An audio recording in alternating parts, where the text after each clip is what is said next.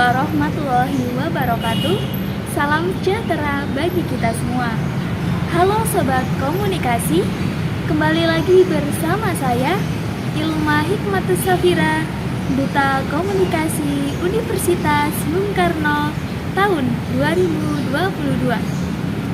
Sobat Komunikasi, selama pandemi COVID-19 berlangsung di Indonesia, pernahkah Sobat Komunikasi menyaksikan keterangan pers mengenai perkembangan situasi pandemi COVID-19 di Indonesia, di mana Dr. Reisa Brotoasmoro berkesempatan untuk menjadi juru bicara mewakili pemerintah Indonesia?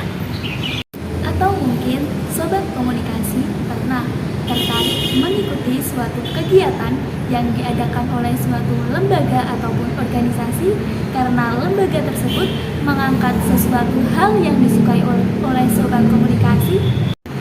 Seperti saya saat ini, saya tertarik berkunjung ke Museum Tekstil Jakarta karena di museum ini tengah diadakan pameran Tenun Nusantara yang diadakan dari bulan Juli sampai Agustus tahun 2022.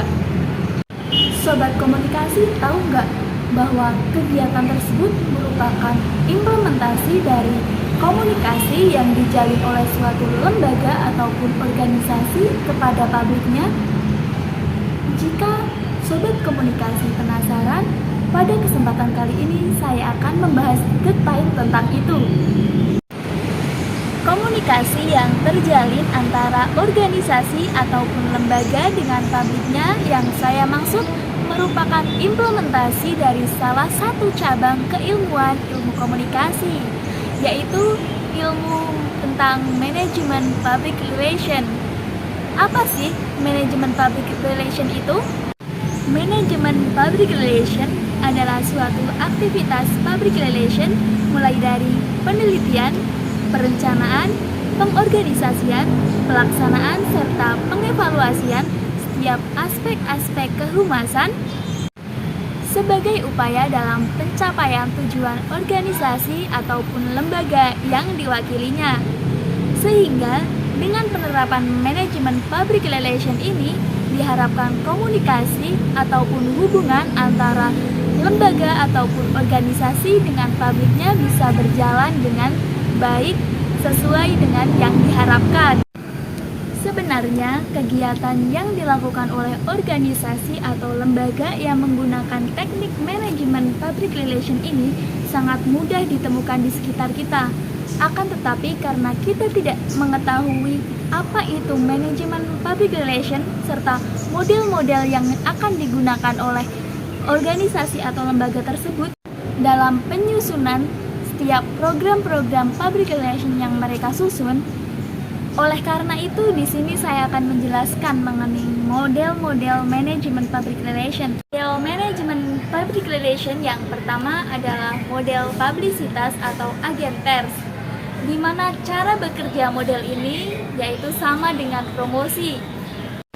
Komunikasi yang terjalin jika menggunakan model publisitas ini yaitu komunikasi satu arah, di mana komunikasi hanya terjalin dari lembaga ataupun organisasi ke publiknya. Selanjutnya yaitu model manajemen public relation jenis ini biasanya digunakan dengan menggunakan teknik propaganda berupa nama selebritis atau hal-hal lain yang dapat menarik perhatian masyarakat. Model manajemen public relation yang kedua adalah model informasi publik. Sama halnya dengan model publisitas, model ini menggunakan komunikasi yang bergerak secara satu arah. Model manajemen public relation jenis informasi publik biasanya digunakan untuk mewakili praktik public relation pemerintahan, lembaga pendidikan, ataupun beberapa lembaga korporasi lainnya. Dalam penggunaannya, diperlukan adanya riset terhadap publik agar informasi yang akan disampaikan dapat memperoleh kejelasan. Model manajemen public relation yang ketiga adalah model simetris dua arah, di mana model simetris dua arah ini menggambarkan sebuah pedoman public relation di mana antara organisasi atau lembaga dengan publiknya saling menyesuaikan diri satu sama lain. Penggunaan model simetris dua arah ini berfokus pada penggunaan metode riset ilmu sosial untuk memperoleh rasa saling pengertian antara organisasi atau lembaga dengan publiknya. Komunikasi yang terjalin pada model simetris dua arah yaitu komunikasi dua arah, di mana antara lembaga atau organisasi dengan publiknya dapat saling memberikan feedback satu sama lain. Penggunaan model simetris dua arah dinilai sebagai penggunaan model yang paling efektif jika dibandingkan dengan model-model manajemen public relation yang lainnya. Contoh penggunaan model simetris dua arah yaitu kegiatan yang sudah saya sampaikan tadi di awal, yaitu kegiatan pameran yang diadakan oleh Museum Tekstil Jakarta. Model manajemen public relation yang terakhir adalah model asimetris dua arah.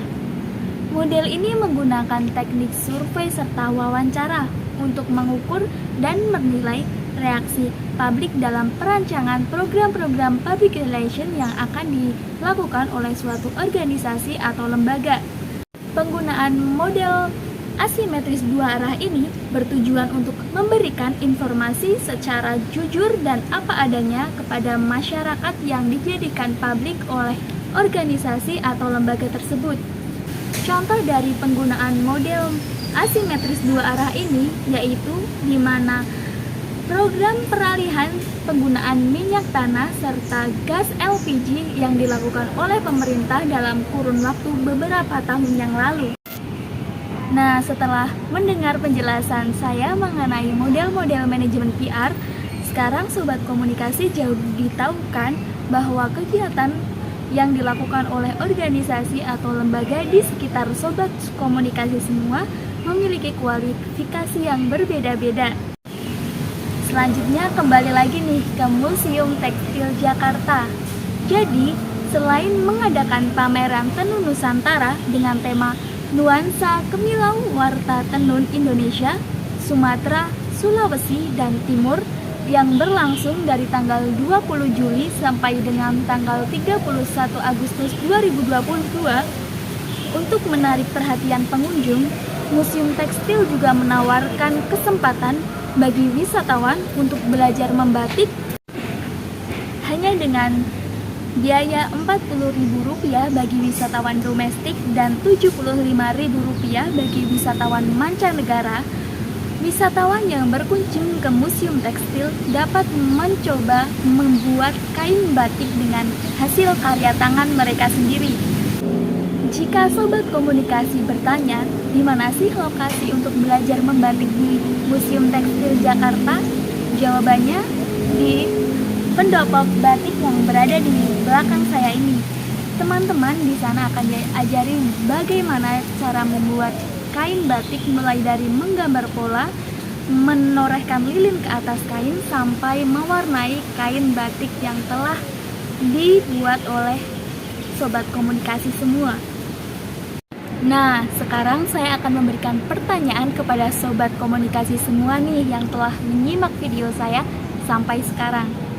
Pertanyaannya, coba tebak fasilitas belajar membatik yang disediakan oleh Museum Tekstil Jakarta termasuk dalam model manajemen public relation apa?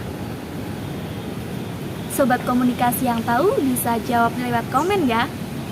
Setelah penjelasan detail saya tadi, sekarang Sobat Komunikasi jadi tahu kan bahwa komunikasi memiliki cabang keilmuan yang sangat beragam.